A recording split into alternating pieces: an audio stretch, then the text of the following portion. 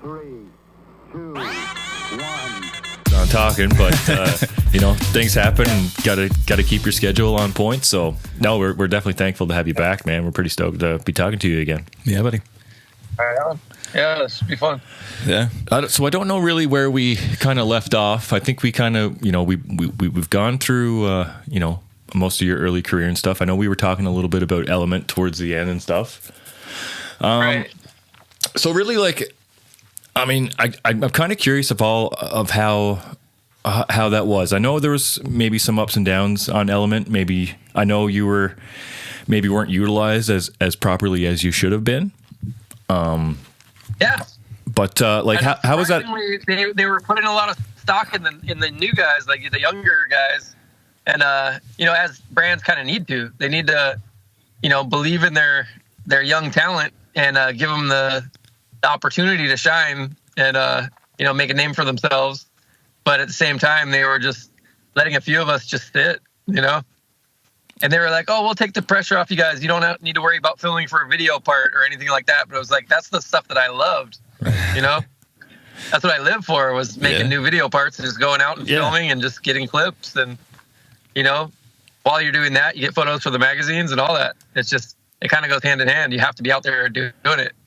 Right. And it's called a team for a reason, right? So it's like, it's, what were they doing? I think they definitely fumbled there. I get putting, stock into your future. That's kind of with everything, right. Every sport and every kind of job or business kind of, has to plan for the future and stuff like that. But, it's sad to see kind of, legends, not being, put, on the same kind of forefront as everyone else. Right. I mean, you kind of paved the way for some of these guys, and then you'd think, just a little, appreciation, would have went a long way. But I mean, it is what it is. Or even just an equal opportunity as the AMs. Yeah. We were getting less opportunities than the AMs, which is crazy. Oh wow. Yeah.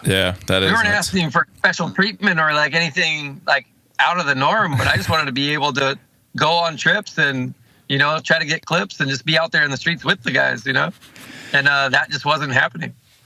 Yeah. And I mean, so when did that transition come then? Like, you knew you had to move on. Like, did you stay probably longer than you should have? I stayed years longer than I should have because they kept promising that it was going to get better. Because, it was right when there was a big recession happening, too. So pretty much everybody got pay cuts. And then, if you survived that and you could make it work, then it was just promises of when it gets better, we'll get through this and we're all still a team. We want you here. And just lots of promises of the future. And then when things did get better, nothing changed for us. And it actually got worse, followed, pay cut after pay cut until you're really not even making close to enough to survive, not even anything near. So it's like, well, now what, I don't want to quit. I want to actually stick it out and make it better here because, put in so many years, you figure we can make it work. But, they just stopped making it possible to have a working relationship, Yeah. And at some point, I was just like, the last phone call I got from one of the team managers, he seriously just said, that money we were paying you, we're not going to be able to do that anymore. That was after 15 years with Element. That's the phone call I got. That's crazy. I was like, what? You know? Yeah. It's that's unheard of. Not even come in and chat about it or do anything. Just a random phone call on a weeknight. Just there it goes. All right. Yeah. And then if I didn't call back or do anything, that would have been the last time I talked to him. So, I let that sit for a bit, and then I just called Johnny Schiller directly, and I was just like, look, this is the way this went down, and it's not really sitting right with me. I want to come in and just talk to you guys and see, what that was all about. And then, when I talked to them, they were like, they couldn't believe that that's the way it all went down either. And they're just like, well, trying to come up with ways. They had ideas of doing a Legends division or Element alumni and creating a program that we can actually do something with them and just come up with special projects and things like that to make it worth everyone's while. But nothing ever happened with it. You know, it was just like talks and promises, but nothing ever got delivered. It's like as soon as you leave the building, you're not even in their thoughts anymore, and it's business as usual without you. So yeah. And at the end of enough of that, it was just like, I can't stick around because nothing is coming. You know. Yeah. Like, so that's when we started our own brand. That's when we just started Ray Bros. Me and my brother Jonas just decided it's time. Yeah. I mean, you guys were creative enough, and you guys, you know, you designed all your old Blockhead logos and stuff anyway, so it's like, why not, right? It was almost like a natural. Do it. I just had no interest in being a brand owner. Yeah. I just wanted to be able to skate, and I'm okay with them making the bulk of the money off things that sell, as long as I get a royalty that's enough to survive. I was okay with that situation, because then I didn't have to worry about, you know, paying for all the incoming product, being able to move it in time, hitting deadlines with, like, you know, your drops, and making sure like all your seasons are ready. You know, there's a lot behind the scenes that people don't know about that, you know, I was involved enough to where I knew how big of a step that is to try to do it all on your own. And a lot of people just fumble their way into it. Oh, just start a brand and just, you know, figure it out as they go and make it up, and don't really know enough to know how hard it is. Mm-hmm. And some of them succeed, some of them don't. But I had been around it enough to where it's like, I know what kind of time that's going to take. And then if I do that, I won't be able to skate as much, you know? That would definitely hinder your ability to be on the board. Yeah. Having to deal with all of that behind the scenes. So I was trying to put that off as much as possible. I didn't want to do that. So you finally took that leap, and you got, you know, more behind the business side of things. Like, did that affect like your skating at all? Like, were you kind of more focused on the business side of it? And then did it distract you from the skating at all? Like maybe it could have? It changes the amount of time you have, because you actually have to spend time just getting stuff done, you know? All the stuff that, like, if I would turn in a graphic to Element and they get it made, you know, however much later it shows up, I get it a box in the mail. I can put my board together, go skate it, get some photos, get some videos, and, you know, it just keeps going, and they worry about selling it all. When I'm doing it all myself, I have to make sure that following up with the wood shops, making sure everything went smoothly, getting the graphic, make sure it comes out right, then see how many we need to order, and then try to move those before the next order comes in. And just a lot of, you know, visiting shops, or like advertising the new product and making sure that you can move it, you know, because we're not under any distribution. So it's all in-house. It's all just, you know, right now it's one-man band style where I got to do everything start to finish, you know. I'm even the one shipping out the boards and stuff like that, you know. Yeah. So we don't have like an operation or a business or even employees. It's just, you know, really grassroots, me making stuff and selling it, you know? Yeah, that's cool. Like, but that's cool too. I mean, you know, there's disadvantages and advantages to both, right? Like, you get to make what you like and what you want to do, which is cool, but you do have to take more of your time, especially away from skating to, you know, do that or whatever. But, so like in the beginning of Ray Bros, like, you know, what was the transition from, you know, the background, you kind of got a bit of history, you've been, you know, doing shoes, all these kind of things. So like, you know, what does day one look like at Ray Bros? Like, when you guys finally, you know, enough with Element, let's go, we're going to do it our way. We just ended up getting linked up with a wood shop, and I do all my logos and designs. So I just turned something in, and we got some samples back and tried them out. And we liked all the, you know, the shapes were good, the graphics were good, they skated great. Then it's just starting to hit up shops and seeing who's interested. And you know, we just moved what we got in, and then moved on to the next graphic and the next graphic, trying to just keep it fresh. And just started the daily grind, you know?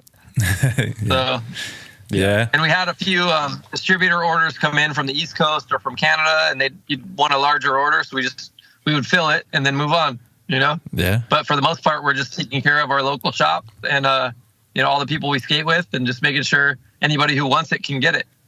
Yeah. That's cool. Yeah. I'm not going to get into politics on this, but has like the tear of all that bullshit affected any of the, you know, distribution of product? Like the newest, like, that just got put in place. I guess, yeah. Like it's coming. It's like on and off. I've heard a lot about it's coming and the prices are going up and all that stuff, but I haven't seen it personally. It hasn't hit me yet. Right. Yeah. You know, so I think it's still all like in the near future.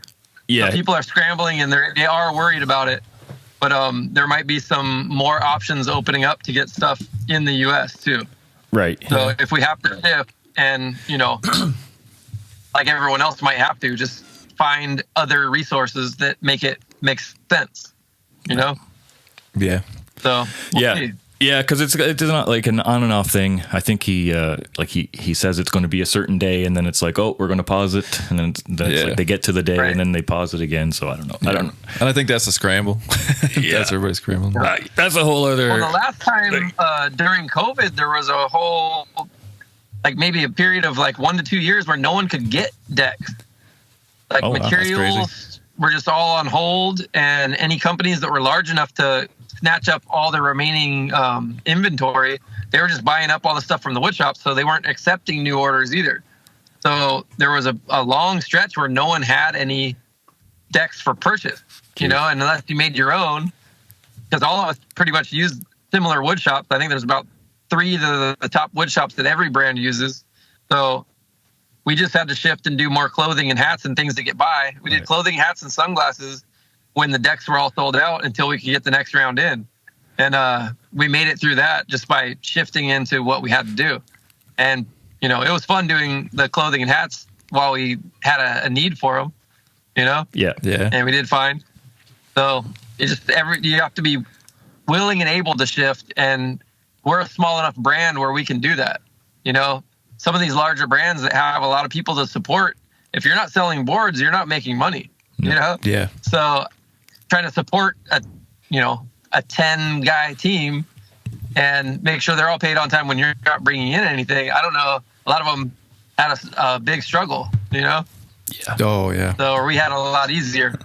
Yeah, it is. Yeah, I mean, and just, you know, and kudos to you for pivoting in a moment like that, right? Like, that was tough on everybody. Like, it was everything. Like, the industry that I was working in at the time was the same kind of deal. Like, you couldn't get anything, and if you could get it, you'd have to wait. You know, it'd be 6, 8, 10, 12 weeks away. So you're always trying to figure something in between. Yeah, no, good. And I mean, good on you for keeping it going. You have to figure it out, and you can't just sit and do nothing because then you just disappear. Yeah, 100%. Yeah, because if you don't have the thing someone wants, you just eventually go away. That's just how it is. Right. This is crazy. Yeah. Yeah. So, do you foresee like Ray Bros kind of? I don't want to say like, you know, into a big, you know, house brand, do your own thing or whatever. Do you foresee yourself kind of, you know, taking it kind of further down the path, kind of thing with that? You know, less on the skating angle, more kind of on the company angle. I don't know. I honestly don't know the future of Ray Bros because it was something that me and my brother Jonas started just so we could have a fun project to do together and something that we could be on the same team and just share ideas and like just make something that we both thought was really cool and fun. And it was great doing that with him. And now that he's not around anymore, then it falls 100% on me. And now it's trying to figure out, is this something that I want to do completely on my own? You know, and I have also our buddy Pat Shanita, who's writing for us, and we make boards that he likes, and I do all the graphics for him, and he's got a new board out right now, right alongside one of mine, and so we can just, you know, bounce ideas around and keep making our videos and do stuff like that, and just keep it rolling. But eventually, we'll have to either add some younger guys who want to be a part of it, or figure out what we want to do next. You know, because we've learned a lot doing this, and it is a fun project, and I think I'll just keep doing it forever. Even if we start something else, I'll just do it alongside it, you know? Yeah. So there's opportunities to do whatever we want. That's the fun part. I'm not locked into doing anything. Yeah. So I can evolve with it and just do a little side project, even if it's a board brand or a clothing brand or whatever we want to do. Anything that seems like fun, we'll just give it a shot. So I'm open to new opportunities as well, you know? No, and that's awesome. Because I really dig, like, I dig your graphics and stuff. So like that new stuff that you're doing, like under Ray Bros. Like, I really like it. I think it's super cool, and it's different. It's a little bit different than everybody else is doing too, which is what I like, because it's a little bit more personal. You can see it's a little more personal. I feel like, yeah, it's very cool. I quite enjoy it. So yeah, I know that there's been a lot of brands that are doing more computer generated stuff, and it's kind of static, doesn't have a whole lot of life, personality, or even art involved anymore.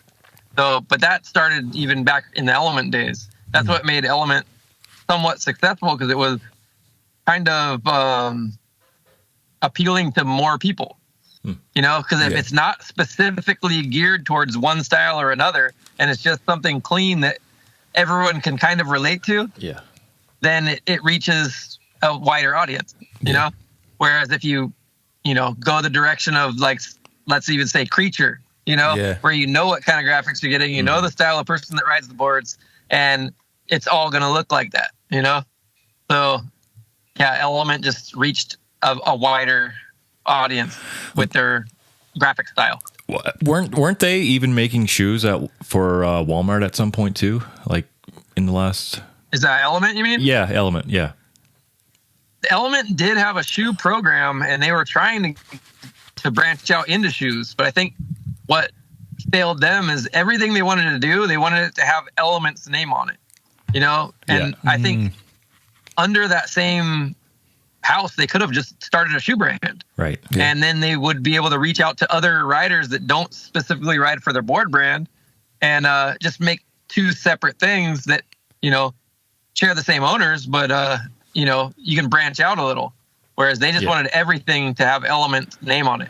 Right. And I don't think that helped them in the end, you know? No, and some of the riders had other shoe sponsors. So how do you ride for Element as a skate brand, and then you're riding for this other shoe brand, but now Element makes shoes? Yeah. You know? That's so true, yeah.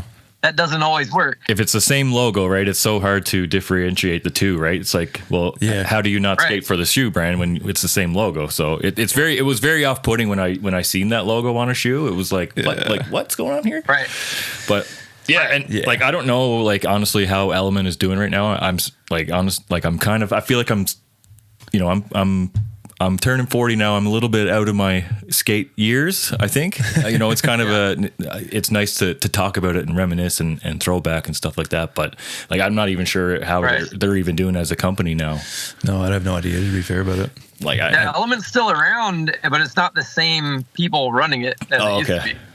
And, like, because Johnny's not there anymore, and he was the one leading the charge on all of it. I don't know if he's not involved at all, or if he's, you know, not involved as much, but it's not his brand anymore. And he has his other projects going now. So, but there's, you know, some team riders, I think, that stuck around from the tail end when I was on it. And I think Donnie Barley's still over there doing stuff with the brand. Okay. So, crazy. I didn't know that. I don't know. There's a few connections that still reach back, you know, but all the original people are gone. I mean, Element had such a sick team when I got on, even. You know, those original guys like Reese Forbes and Kenny Hughes and Bill Pepper. Yeah. And you name it. There was just, you know, and then they even had Tim O'Connor and like just some thick East Coast rippers, you know? So, they were a solid squad. Yeah, definitely. Yeah. And the beginning of Element to me was like a little more, like it felt a little more grassroots in the beginning, like, you know what I mean? It had that vibe in the beginning, and it was cool to see it get big and stuff. Like, and I mean, like, you know, like the BAM thing was craziness, like selling decks on decks on decks, kind of, you know, that kind of stuff was kind of cool to see and whatever. But in the same way, I think that was the demise at the same time, like just too much chaos kind of thing. And I don't think you can hold that together, personally. BAM situation was just a perfect storm. I mean, you got this kid that grew up in skating. He also makes videos with his friends. So that ended up being like the CKY stuff that eventually turned into Jackass, you know, and then he's got his TV show on MTV. He's got, like, you know, purple and pink as his pretty signature colors, you know, using like a bat. And then he had the heartogram with like a band involved. And then, like, there were just so many elements that made that whole thing work. And it was so marketable. And it was just, everyone knew who he was too. So, like, he had such a wide reach that selling boards with his name and his graphics and his images and all that stuff was just too easy. Yeah. And they were selling like crazy. He was single-handedly outselling other entire brands for years. Yeah, it's crazy. Like, it's crazy. Those hardogram decks and are nuts. They couldn't make enough of his boards. It's not like he just had one board that was selling a ton, and he didn't even have 5 boards that were selling a ton. They were making like, I don't know, more than 20 boards with his name on it at the same time, and they were all selling out as many as they could make. Wow. So they just kept making more and more of his, and then kind of less of everyone else's because it just wasn't worth the effort, you know? Yeah, That's when things shifted. When BAM got that big, it affected everyone else in a different way. And it's not like Element was like, oh, we're all doing great now, so we'll take care of everybody. It was like, okay, now we know where our bread and butter is. We'll take care of this guy. Yeah. And everyone else, we kind of don't need anymore. They got too focused on the golden goose for a little bit there. So. I think that was the demise. I think it just got too crazy. It just got too crazy. Like, that was too much. Yeah. Because, I remember, as a business, you kind of have to ride those waves. If they didn't push it as hard as they did, they wouldn't have been as successful. So you have to figure that out and get a balance going, you know? That's definitely a smart business move. For sure. They definitely made money. There's no doubt they made money on that thing. And in terms of like, the business side of things, has there been anyone like to kind of give you that advice to kind of push you, in the right direction? Like any advice that you kind of hold on to this day? No, I think the first person that gave me some advice when I was starting the brand was Chet Thomas. Okay. And he was letting me know that you're going to nickel and dime yourself all around the States trying to sell a couple boards here, a couple boards there to the shops. Or you can start internationally and sell to distributors directly and just do like, however many they need in a large order and then just keep running those. So it was good advice, but we haven't used it very often, but it's a sound business program if that's what we were trying to do. Yeah. And his advice is spot on and it would work, but we just haven't gone that route and tried to build it up internationally first. Right. And it's a no easy task. I mean, no, building the brand, skate brand is a whole different animal. Like it's not like clothes. Right. It's not like shoes, I don't know. It's different. Like, and shoes is a whole different animal too. Like, I don't know. I feel they're all separate things kind of to me in a way. Like, do you foresee yourself getting back into like any kind of shoe design or like even something for yourselves kind of thing? Or a collab kind of thing or something like that maybe? Like you said, shoes are harder to start on your own. I mean, unless you're able to, because I know how to design a shoe and do all the colorways, get all the materials. I designed all my shoes from scratch. Like even back when we did Duke shoes in like 94 and 95, getting it started. Like I came up with the name, came up with the logos, came up with the original design, and picked all the materials, did like the cross sections of the midsole, measured everything out, and got it exactly how I wanted it. And that shoe skated amazing. And that's the one that taught me how to do all of it. And then when we later on started audio, same thing. They just, they let me kind of have free reign of what I wanted to do for my own shoes. So I would just deep dive in and just pull materials from other shoes, whatever I liked, and put it all together, design it, send it straight through, and get a sample back from the factories. And then I test it out. And sometimes the sample rounds, I'd go one extra round than the rest of them just to get it perfect. And then when my shoe came out, it did really good. I would try to troubleshoot anything, and I'd get the samples in my size so I could actually skate them. Mm-hmm. And that was one of the things that hurt us with Duke when after that first model came out so good, because I had been able to test that in my size and make sure it was perfect before it hit production. Then when they wanted to do models after that, they weren't willing to spend the extra money to get the samples in my size. They were getting the samples in like the regular, which is like a size 8 that they do for salesman samples. And I wasn't able to skate it until they went to production. And then, the first ones that come in, I get to skate them. It's like, nope, like there's problems with the midsole. They made the midsole too thick. So you can't feel your board. Stuff like that we just had issues that would have been easy to spot early on had I been able to skate them in the sample stages. So I learned a lot from that one too. Like but in a sense, you knew more than any customer because you could skate this thing for real, and like you could give it an honest opinion and make it better, right? So like That's another thing, like shooting yourself in the foot. It's easy to troubleshoot it when you get that opportunity to skate it. Yeah. And like, you know where it's going to wear out, where the problem spots are, and try to solve it before it hits production. So, but that's only possible if they let you skate it first. And when Dukes got transferred ownership over to Rocco and World Industries, they weren't willing to put the extra funds in to get a sample in size 11. So, and that was the problem. So, because you have to make another mold at that point before you get your samples.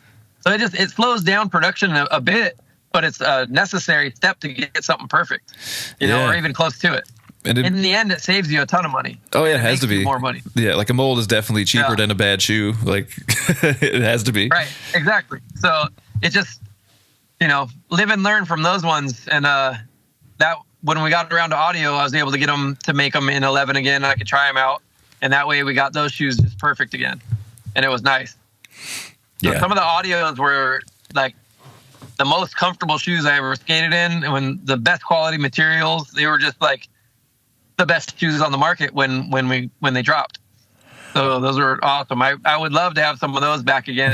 And that original Dukes model, like same thing. And there are people talking about bringing some of those back. Like there's been a lot of talk about bringing audio back.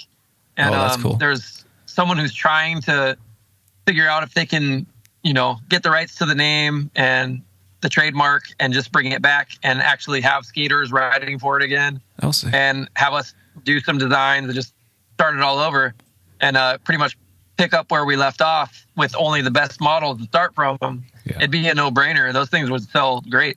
And it's a good time to bring a shoe like that back because of the size and style of those shoes. Yeah, and now that pants are getting baggier again, you kind of need a little bit thicker shoe to hold those up. You know? It just looks right. Yeah. I was like, the baggy pants don't really go with the slip-on Vans, you know? No, they sure don't. No, and styles are changing again. Yeah. The big shoes don't go well with those slim fitting jeans either. It's like you got to pick one. You got to be a big or a small person. Yeah, and it all evolves together. And you know, I have my 14-year-old son, and he's wearing super baggy jeans again, like we did in the early 90s. Yeah, so cool. I never thought that style would come back, you know? Because we took it pretty far, you know? Even those original blind jeans were so big. Oh, snap, yeah. Oh, yeah. I forgot about those. Yeah, that's the ones that started it for us, were those blind jeans, That's so crazy. But it's the perfect time. I think everyone has this kind of nostalgic 90s kind of feeling right now, right? And I know with S coming back with all their reissues and DC's had a few. Like I think it's the perfect time to do that. So, yeah. Like because all of us early 90s kids, all of us 90s kids are old now. We're adults and we want to buy this shit, right? Because you know, I'd rock a pair of audios right now. I want to see those Dukes that demand for it. Like the slim Dukes that you made, the slightly small, like the blue Dukes. I want to see those. OG, yeah, they look so sick. They're so nice. Those were just a good all-around skate shoe, and they lasted forever because they didn't have any seams that would fold over or break apart. Yeah. You know, they were just built. They were built to last, but built simple. Yeah. So they were good.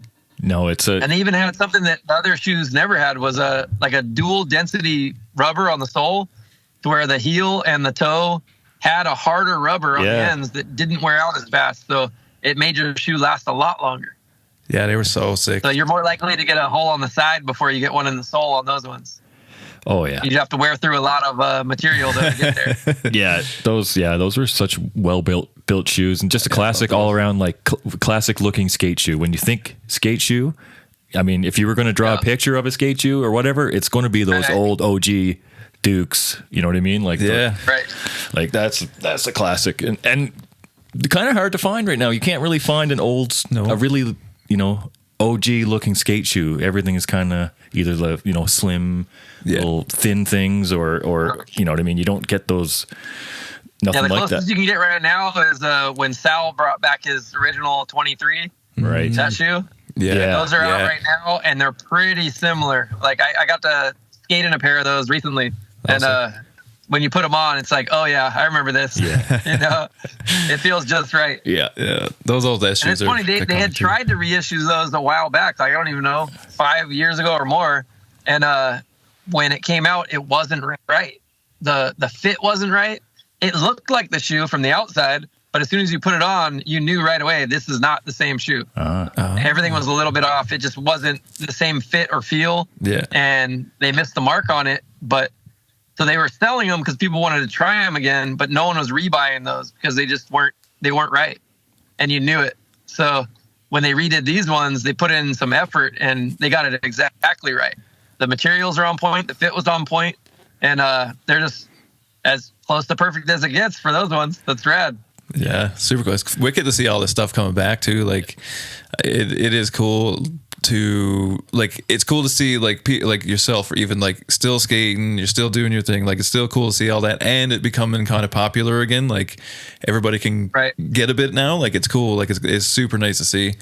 And yeah, the big pants, small wheel era is starting to return all over again for sure. It's super funny. It's so Except funny. for the small wheels, I don't see too many people actually going as far as riding the small wheels again. The pants are back, the shoes are coming back, but people learn from those little wheels. You know, what were you're riding like 39 millimeter wheels. Oh wow! You know, I was just going to ask what were the smallest you've rode, but 39. That was it.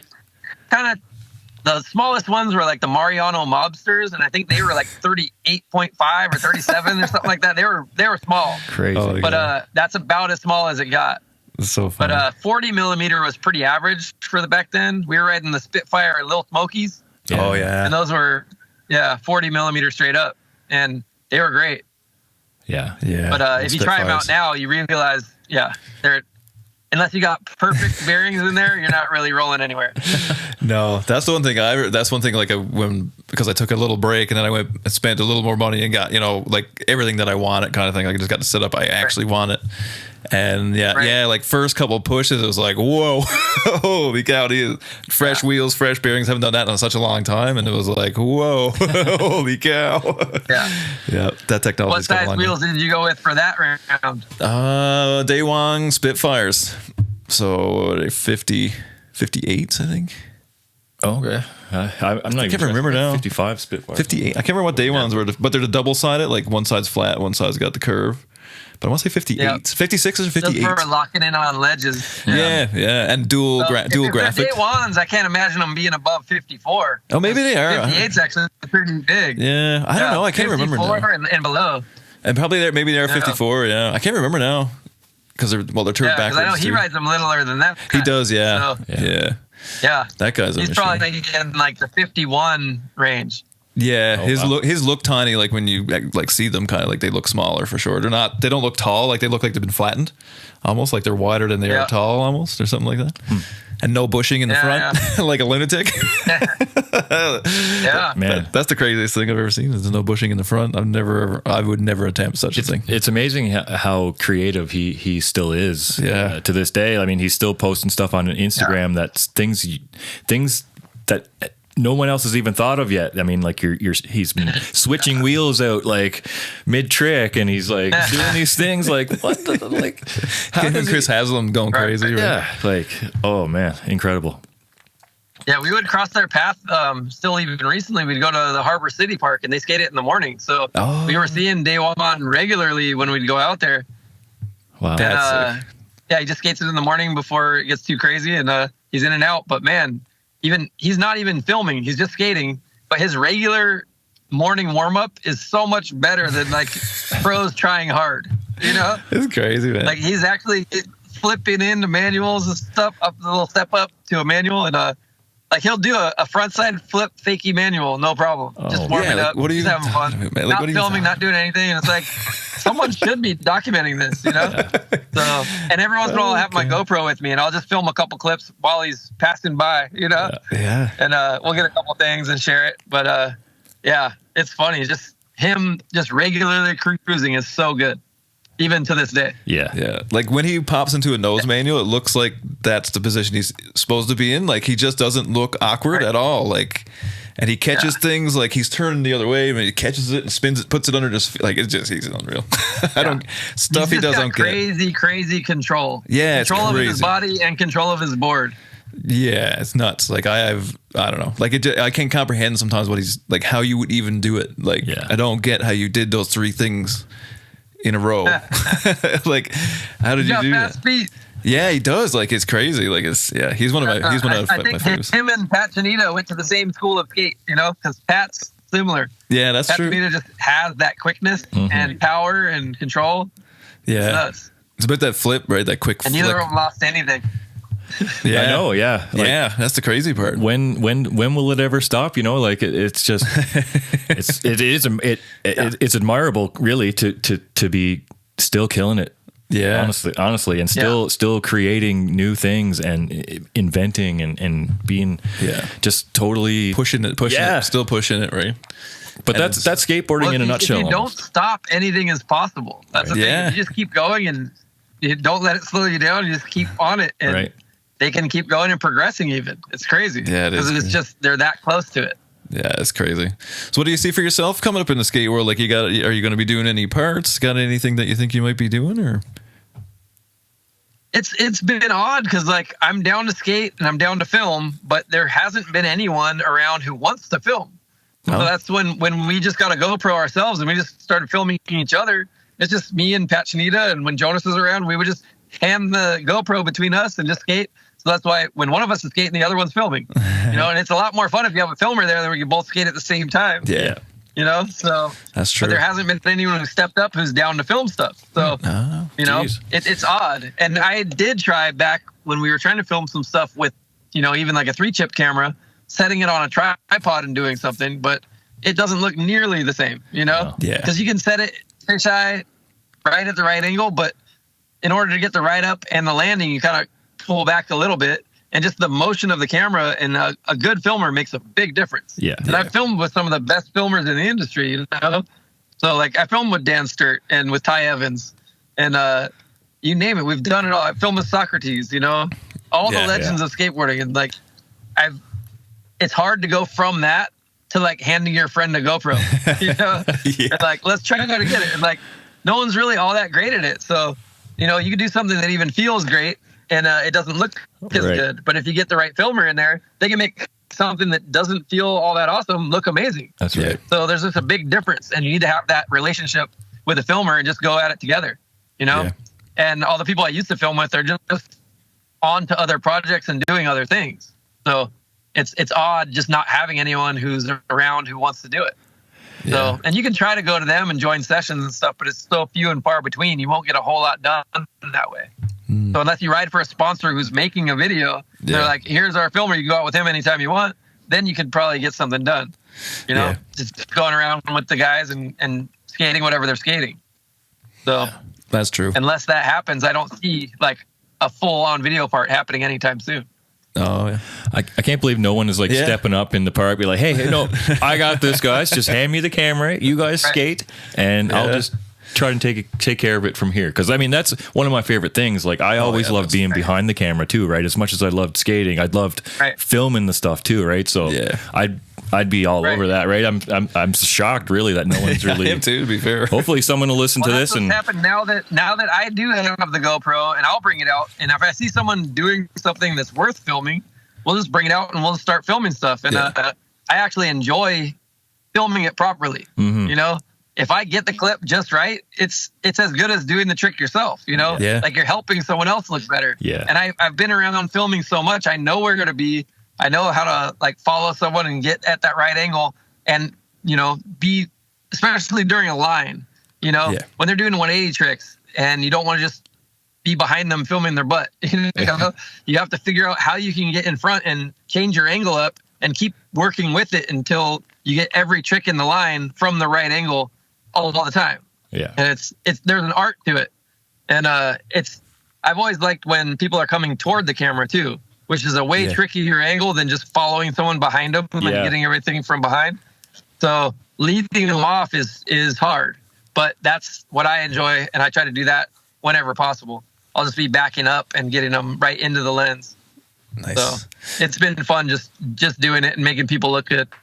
That's cool. Yeah. I like the pass by. That's my favorite kind of shot. Grind a ledge or whatever, kind of come by each other. And then the camera kind of looks at you going by. I like that. I kind of enjoy that angle. Right. Yeah. That's one of my favorites. It makes it look like you're going a lot faster too. Yeah. 100%. Pass by real quick, especially with a fisheye. Yeah. There's definitely certain tricks that look great for that. Yeah. I mean, we've messed around with all that stuff. Yeah. It is fun. And it is fun to just frig around and see what you get kind of thing, right? Like it is fun just to try it and have fun. Because that was kind of what skating was. Like, I mean, when you're skating with your buddies, that's kind of the fun of it, is almost hanging out, trying to get a clip or whatever, like doing that kind of stuff. Like that's kind of the fun of it all. Absolutely. So we'll get our clips and then I'll go home, get them off the camera onto the phone, and then just edit something up. I have the iMovie app on my phone. Yeah. So I can edit it up, put titles on, and get all the transitions just right, and then even put it to music, and we're good to go. Yeah. So funny how that is, hey? Just do it on your phone, right? Yeah. The technology, hey, like could you imagine that, like in 1992? Holy cow! There'd be a lot more. I know clips. all the stuff you used to have to be able to edit something. You had to have a computer and like Final Cut Pro or something like that, Yeah. There's all this stuff, and it was expensive equipment too. Yeah. Which is even crazier. Yeah, it wasn't a cheap My phone's enterprise. saying it's gonna die, so I'm relocating it. There we go. Let's see if that works. There we go. Yeah, that should work. There you go. There we go. Gotcha. Yeah. Yeah, well, Right. like I can't imagine anyone not stepping up to film you. But like you said, it's changed so much, over the years and stuff now. Like you It's said, probably been over a decade that we haven't had a filmer. That's crazy. No one's around who has a camera that wants to do it. So we just been skating on our own and filming ourselves, which, it has been fine. It's been a lot of fun, but you get half the skating in that you would normally get, because you're taking turns doing the filming. That's true. So yeah. it definitely gets in the way of a good session. Like, when someone makes something and you want to get their back and do it right after, that takes that out of it, Yeah. Then you're filming till they get it, and then you step back in and hand them the camera and try to get your own. And it breaks up the session a lot more, but you learn to work with it, what kind of music gets you stoked for skating these days? What are you listening to? I still listen to the old, like, Led Zeppelin and Black Sabbath, but I'm also a fan of the Beatles, and like I still have all my old funk stuff too. Oh, like, yeah. I still like listening to NoFX and Operation Ivy Nice. and all that kind of stuff. Yeah. So, Do you have a Misfits in there? You have a record collection or a CD or cassette collection? Mine goes all the way back to cassettes. Nice. But I don't listen to the cassettes anymore because now you can just do everything on Pandora. Yeah. Just type in like the bands you want to listen to, and it'll even give you a mix of all the good ones. Yeah. Yeah. So I've been able to work it out like that. But I definitely have a whole cassette collection and then a whole book of CDs, but none of that stuff gets pulled out anymore. And we did start collecting some vinyl recently. Oh, nice. But even that, like, you don't really get the records out too often. No. So More of a display art piece, I think, than anything. Yeah. yeah, but when you do dust them off and put them on, it sounds pretty great. Yeah. Oh, yeah. And it is fun to listen to an album all the way through because Pandora will kind of just throw you for a loop with just a crazy mix of songs, Yeah. You don't get the whole feel for the album like you remember you used to just put on a tape and let it play, Yeah. Right, yeah. And like I've said this before on other podcasts as well, but like I'm into CDs right now. So I've been, thrifting CDs and digging through crates and trying to find old gems and stuff like that. I have a CD player still in my vehicle, so I'll still do that. I'll grab a CD and just listen to that one album kind of. Is it a 1 disc or is it a 3 disc changer? Just a 1 disc, yeah. Yeah. Yeah, because we have a car that has the 1 disc too, and like we just had a face-to-face CD that just stayed in there, and whenever there was nothing on the radio, we would just click it back onto the face-to-face and just listen to that. Nice, That's so good. That's super fun. Yeah, I just recently took that one out, and I was looking for my old CD book because I have it somewhere. It was on a bookcase, but then we moved stuff around, cleaned up, and I don't know where it ended up. It's probably in the garage somewhere now, but I gotta find it so we can just start playing some old CDs too. Yeah. Yeah, it's fun. Like I got because you can buy portable, like, Walkmans or whatever the term is for that technically, but those, you can buy those again. It was a Discman. Discman, yeah. Discman. Discman, yeah. But you can buy like new ones that are like USB and stuff, but like I can plug it into my truck or whatever. Oh, So I can play CDs now in my truck or whatever, which is super, super cool. Same thing. I put a little pocket full. Because like we used to have that car Discman one and you plug it in through the tape deck. Yeah. And it would play it through the tape. But every time you went over a bump and the thing would skip, it was just like, oh, this is just not a good technology. There's got to be something better. Yeah, I remember too having the Velcro on the bottom of it and kind of have it velcroed to your dash, so you could make it not move, but like it just it wasn't working. It would always skip. Yeah, those anti-shock things just never helped. Right. Yeah, this new one, like you can throw it at the wall, doesn't skip. It like preloads the whole. No, like buffers the audio all the way out, and then it plays it back for you, kind of thing. And then if it lags or whatever, it reads. But it's pretty cool. It was only like $50 or something. It was pretty sick, actually. Amazon special, of course. But that's the crazy. Yeah, because I couldn't believe it. Because when I see it, well, Leanne gave it to me or whatever. But when I went back and looked at it, I was like, oh, they're only like $50, and they're actually Unreal, and like it's a built-in battery. You don't have to fool anything. Oh, cool. Yeah, it's sick. So yeah, I've been doing the same thing. I got a little pocket full of CDs that I throw in into that now. So yeah, it's funny. It's funny that everybody's got a little media collection going. I like it. Yeah, physical media. What are you guys listening to as far as CDs go then? So I'm always listening to Silverchair Diorama. That's like a mainstay. That's always in my binder because I have a couple copies of that. What else would be in there? There's definitely True's album in there. The first True's album is always in there. Canadian band, like rock band or whatever. Maybe you might not know those. Yeah, the True's got that in there. That's in there all the time. Rage Against the Machine, the first two of those is always in there as well. The Darkness, Permission to Land, the first Darkness album is in there. Oh yeah. I'm trying to think of what else is in there now. I can't remember what else is in there, but there's 3 more in there anyway. But it fits 10. Yeah, that's fun. Yeah, that was cool. I've been rocking the April Wine greatest hits for the last little bit here. Yeah, another Canadian treasure. Yeah, a little Canadian throwback. And just I love like I like older Metallica stuff too. I like punk. I like rock, 90s rock. I like grunge. I like listen to like Soundgarden, Nirvana, and Pearl Jam. I like Stone Temple Pilots and stuff like that too. And then of course I love like the 90s hip hop too, right? So the 90s hip hop, like Wu-Tang, and I like Wu-Tang.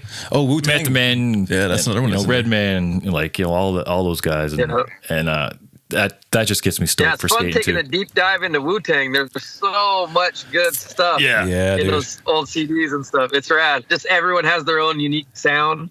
And like even ODB is just pure entertainment. It's so good. I just love the way he was so loose with it and just had fun with it. Yeah. And I don't know, just something about his personality came through so much in his music, and it was just rad. He was definitely one of one original. One of one print. Yeah, that's all you get. There will never be another one of him. That's for sure. No. And that's like OG Wu-Tang. You know what I mean? Like that was.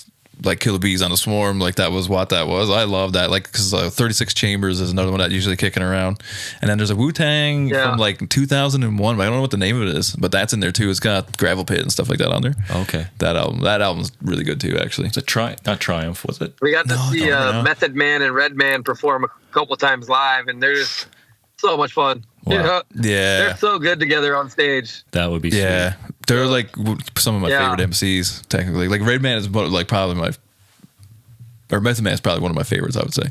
Yeah. Like pretty close to the top. Yeah, I love Method Man. Yeah, he's a real one. Yeah. He's OG. He's for real. He's like he's one of the best. Yes, I think Gino introduced us all to Method Man. Nice. They brought all the East Coast hip hop with them, all the East Coast rap. Yeah, that's funny. It was fun just getting to hang with Gino and Keenan and Eric Pupecki and that whole crew. Like they introduced to a lot of like just funny terms that we didn't have in California, and all their music and clothing style and stuff. It was just a whole different world.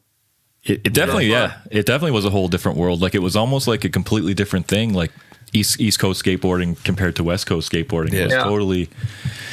I almost want to say like it was a little bit grittier. I don't know if that's just a New York thing. It was maybe? definitely. It was raw. Yeah, it was raw and inventive, and they lived down in Huntington Beach, and we would just go down there, and we were skating with Jason Dill when he lived down in Huntington, and we just all ended up skating together. So for I don't even know 5 years, 10 years, we were just every day going down and skate with those guys, and we'd go film at Lockwood and just meet up and make it happen. Yeah, because you and Dill were teammates, right, on Blockhead early on, or was that right? Yeah, that was one of the reasons why I wanted to get on Blockhead, because we knew Jason Dill. We already skated with him, and he rode for Blockhead. Yeah. So I got on Blockhead, and then he left Blockhead to go to Black Label, and my brother Jonas was on Black Label. So it went from me and Dill to Jonas and Dill in the ad. My first ad was with Jason Dill. It was a shared ad with me and him. Nice. And then Jonas and Jason shared an ad on Black Label. Like, I don't know if it was even the following like year or the same year. It was pretty close after that. That's actually sick. Their ad said "Little Buddies," and it just had 2 sequences of them skating. Pretty funny. That's mad. I forgot all about Black Label. Holy cow. Do you keep any magazines like Old Thrashers and Transworlds? Like, do you keep any of those? I have a grip of them. My wife keeps telling me it's time to get rid of them, but I just don't know how I'm going to do it. Oh man, I have bookcases full of old magazines. Oh, sick. And I just don't think I can go through and just tear out the pages that I want. I kind of want to leave them intact. Yeah, you know.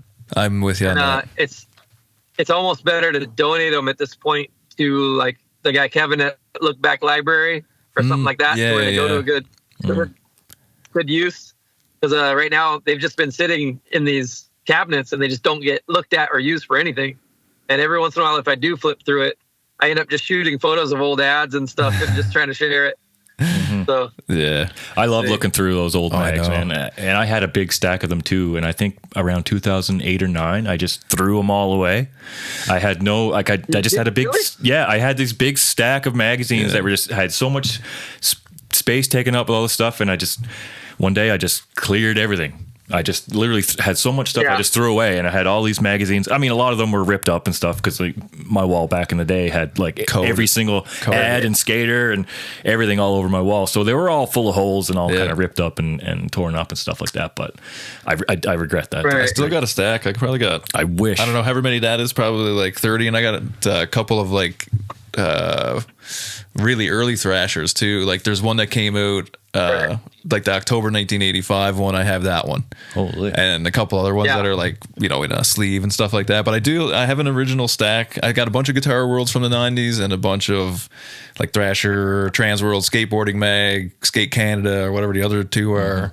Just a stack, but they're kicking around in the garage. But I'll never get rid of them. I just can't. I can't bring myself to do it because every now and then I'll go out and thumb through them and have a laugh at it, like, oh yeah, I remember this or whatever, and then I put it back on the shelf and then come back out again 6 months later and I do it again, but I can't do it. I just cannot. And same thing with the guitar ones, like I can't bring myself to do it, like the bands on the cover, like can't do it. Just refuse. Yeah. I think early on I had my mom wanted me to go through my magazines and she's like, just tear out what you want to keep and get rid of the rest. So I did that and I regretted it instantly. It was like, you know, like the magazine with like Jason Lee's interview. Yeah. And it was a Transworld, and I tore out all the photos of him and kept that and like some photos of Mark Gonzalez and stuff. But it was like the magazine itself had so much other cool stuff in there that I just don't have anymore. And I regret getting rid of it. And then that's, I think, why I haven't done it again. Because you know, it feels wrong. Yeah. I agree. Same thing. It is wrong, and I don't recommend it. You gotta let it go. But you can't just keep it forever, and I don't want to have it like still in my house and have the kids have to deal with it, you know? Yeah, there is that. At some point, I got to handle it myself. Yeah. So I'm gonna have to go through all of my stuff and just start letting more stuff go. Which I've already done. I've sold a lot of stuff and gotten rid of a lot of stuff, donated a lot of stuff, and I still have more. So, and I'm not a collector at all. I've never been a board collector, but I ended up with a lot of decks just throughout the years of, you know, friends or whatever I didn't ride, and it ended up in the garage and just didn't go anywhere. And then, you know, we've lived in this same house for 25 years now. Oh. So a lot of stuff just ended up getting tucked in the corner somewhere, you know? And as I go through stuff, I keep finding like, oh, I didn't know I still had this, you know? So, but it's time, like even just making space for what my family wants to do, you know, making room for what my kids want to hang on to, you know? Right. Yeah. Because just you run out of space. And I'm definitely not the guy to get storage and pay to store it somewhere, you know? Well, I wonder. I'm not that guy. Let it go before it gets to that point. Well, I wonder. You know? I wonder if maybe like if you could digitalize. I mean, Transworlds. I don't know if that's something that they would want to do. Like, scan it. I have a flatbed scanner, and just the time it would take to scan every image, you could do it, but it would take you a while. It would take a while. You know. Yeah. It'd be nice if just take a photo of it on your phone and just fill up your phone space, put images from each magazine, you know? Yeah, that's true. So, and it comes out as good as if you scanned it, I think, because the cameras on your phone are so good. True, yeah. And a photo, if you don't get a reflection on it, actually comes out pretty nice. Yeah. Yeah, it's true. So, you can get some pretty good things going. And you can use the scan thing now on an iPhone, and it actually like scans the picture, like it wipes the blurs away and kind of thing or whatever. Like it's whatever AI thing or some nonsense. I haven't tried that yet. It works pretty good. Like it's because there's another one, Adobe Scanner or whatever. It's the same idea, but of course Apple does it their way or whatever. But it works really well, like really, really well. And you can like decolorize a document. So you just want to like get the words, you can decolorize it and just black and white pictures. Pretty cool. Yeah. Welcome to AI. Yeah. The best. Yeah. No, there's lots of cool stuff coming.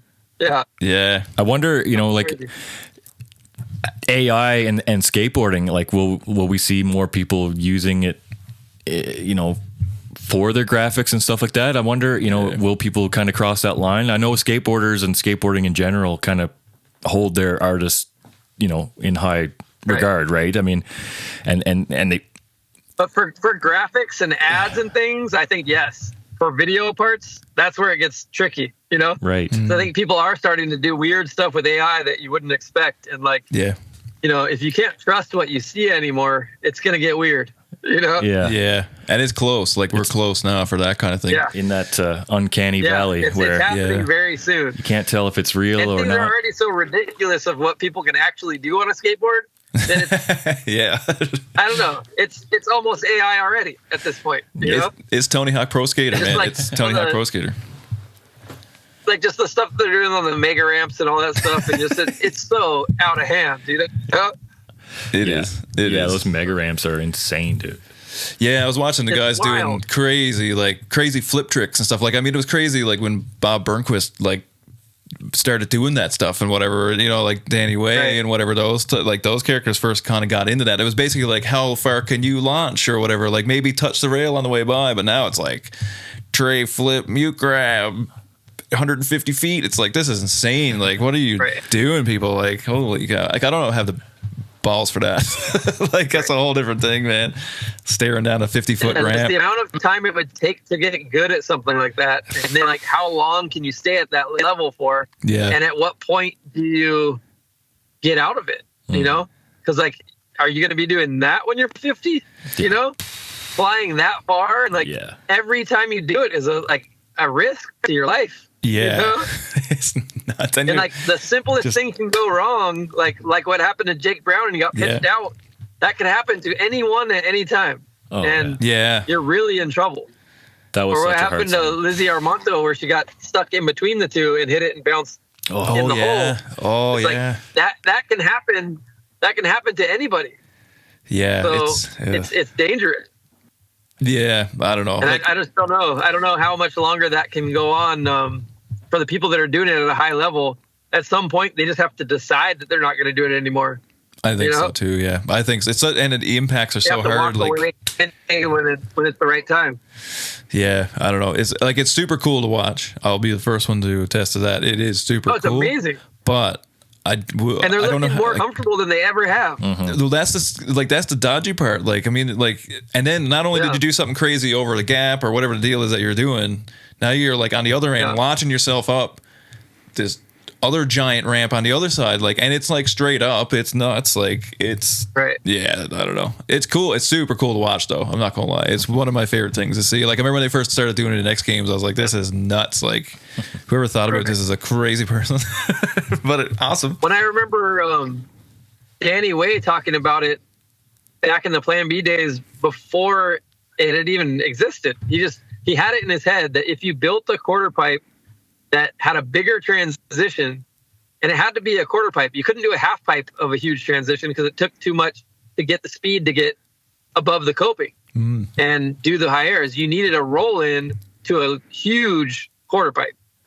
And he figured that part out. And that's when he started doing those, like the cover for DC. And like, it was out the of the cover airplane, of trans roll. Helicopter. But like, even the jumping out of the helicopter and doing the highest air and stuff like that. He had been planning that for probably 10 years before. Wow, and just finally DC got big enough to like actually put the money together to get that thing made. And once it was made, he was able to do exactly what he thought. And then it turned into the the mega ramp and the whole thing. He just created a whole thing that didn't exist. Wow. Yeah, he's a legend too, he's man. Another one too, Do you guys stay in close contact still? I went to a contest in Mexico that he had put together because he was trying to do some stuff down there and bring skateboarding, across the border. And he had a couple ideas of stuff that we could do there in the future. So that was a really successful event, and I think we're going to do some more stuff. So we'll see how that goes. But yeah, that's the last time we got to hang out was on this trip to Mexico. Nice. We did a skate contest for the kids in Chihuahua. And we were the guest judges. Cool. So it was a really cool event, and they were testing this one out to see if it was going to be a success, and it was great. So hopefully we'll do some more. Absolutely, yeah. Awesome. That's great. And skating does seem like it's getting to be a way, like, I don't know if it's just you see it more or not. I don't know what way, but it seems like it's becoming way more popular everywhere. Like everywhere, it doesn't matter. Like the Ugandan skate crew, like Muska donated a bunch of stuff the other day to him, and like those dudes are rippers, man. Like they got this sketchy concrete park and they tear it down. Like it's crazy to watch, and like it's like stuff I never expected to see. Like I can't believe that's happening. Like this is nuts. Like skateboarding's everywhere. I mean, like get beat up for being a skateboarder as a kid. Now it's like everybody wants to be one. It's could get any more opposite. Well, now I wonder, because skateboarding is everywhere, but it seems like a lot of the pros that are trying to make a living at it just can't. No one's getting paid to do it anymore.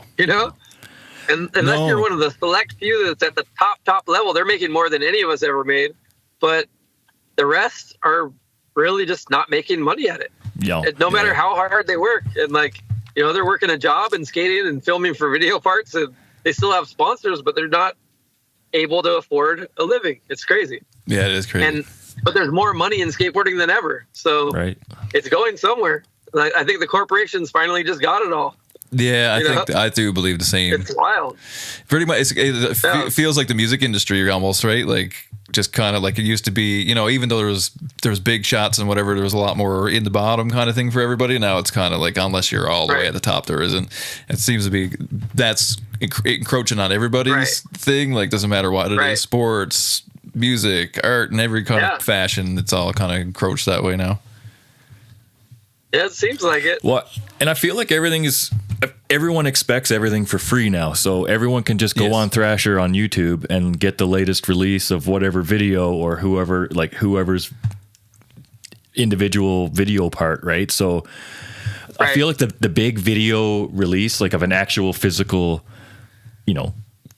copy of a skate video, like isn't really where it used to be, right? So like same with DVDs, like no one buys DVDs anymore and stuff like that, or as much as they used to and stuff. Like the movie industry kind of lost that whole revenue stream, and it's hard. I would assume it's hard for skateboarding companies to put that money and invest in a physical media copy of something that they might not be able to get rid of. So people just want everything for free. Especially now that a lot of the brands aren't run by skateboarders, So, like you're not going to have some corporate person telling you that this is a good idea, because it rarely makes sense to do it financially, but it's what's been in skateboarding forever, and so it's what has mattered the most is getting all your guys together, filming an entire video and putting it out at a premiere, and it just brings the whole community together. Mm-hmm. But that was really just everyone doing it for the love of skateboarding, not because it made $1 million at the end of it, Yeah. So it's wild, and I just don't see that coming back. It would take, a skateboarder-owned brand to make that cool again. And there's been a few that have done it recently and done a pretty good job, but you can tell it's just changing. And some people really don't even care if it comes back. There's a lot of skateboarders now that the younger generation, they just want to see your Instagram clips anyway. Right. That's true. They might not even have the patience to sit through a whole video. That's also true. I think everything is just changing, and you just got to change with it. Yeah. And I'm glad that we got to live through the part of skateboarding that we did, because it's probably just not going to be like that ever again. No, I don't. We had I it don't good. think so. It was good. It was magic. It was a lot of magic in there. You know what I mean? Like the skate shoe industry wasn't just dominated by Nike SB and you know what I mean? Like it wasn't. Yeah. Right. It's just so far. It's crazy to me to see where Nike is now in the skateboarding industry to what we thought of it when we first initially seen it start up, because we fucking hated that shit. Right. We were just like, get the fuck out of here. Like, Yeah, I couldn't believe that it would even be a thing. Like, couldn't believe it. Like, well, what do you now mean? you have skateboarders defending Nike as a skate brand, saying they're a core, they've been it for this many years, and it's like, wow, how things have changed. That- you know, Yeah, it's crazy. That is I've seen crazy. it, like people actively defending Nike as a skate shoe brand, yeah. and like I just never thought I'd see that side of it. But it's definitely come around, and the new generation, they've just grown up with Nike as the number one skate shoe brand, and that's all they know, and that's all they're gonna know. That's right. Yeah, it's crazy to think That's about it. just where it is. Yeah. Again, things are changing. Yeah, because I mean, even like you see skaters wearing Adidas like shell tops and stuff was even to a certain degree, right? Like certain cities, certain things, places like that, maybe. But like it was odd to see that because it was like you're wearing Adidas, like that's not a skate brand or whatever. Like, I mean, I skated shell tops a lot, but like they weren't a skate brand, right? Like it just wasn't a skate brand, and it felt weird and like yeah, it was very I was like, and I mean, like I played like sports and all that stuff, but like when Nike stepped up into that game, I was like, I can't believe this is happening. Like, and that was stage one of corporate takeover, right there. Because then it was what was the other? And then like the New Balance stuff started coming around, and I mean that's whatever, but. I mean, I wear them every day. I still didn't. Never would have guessed that would have happened. Never guessed in all my life that was going to be a big brand in the skate world. New Balance. Yeah, like never guessed that. But I do like their shoes, though. To be fair, I wear them. I'm not gonna lie. I quite like them. Patanita's been skating in the New Balance, and he skates great in them. So they must be fantastic. Yeah, I quite like them. I do like they're slim, but they don't feel like that on your feet. I don't know how to explain it, but they don't feel, and even the soles don't feel. Like like you think they are because they look thin, but like it's gum and it's got lots of stuff going on in between. Yeah, I quite like them, like the Jamie Foys and stuff. I like them all. Like they're nice. If you're into a slim shoe, well, they got some solid technology behind them. You know, some top notch materials. So yeah, they know what they're doing. Yeah, it's cool. Yeah, now they got skateboarders that are helping them get the designs right. So yeah, there's nothing wrong with that. No, I mean, good for them, I guess. You know, and I mean, it's as much as it's changing things, it's. You know, it's putting money, it's putting spotlight on people, and you know, there's great skaters that skate for these companies and stuff like that. So I mean, you take it, I guess. You know, you just take it, I guess. But it's unfortunate. Yep. Yeah.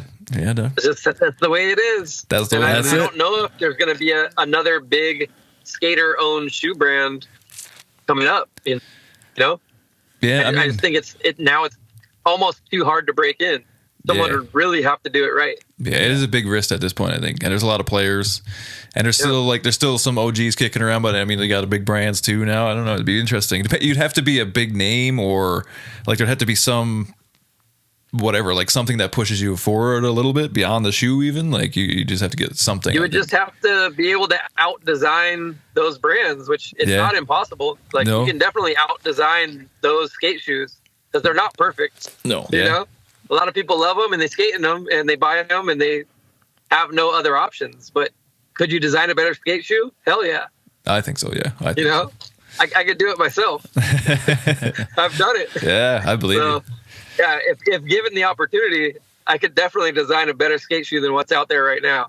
Nice. Well, that's probably what maybe the skateboarding industry needs, a skateboarder-owned company that pushes the designs out there that you want to push out there, and that real skateboarders can get behind and buy skaters for skaters. Absolutely, we need a better option, and maybe we'll get there someday.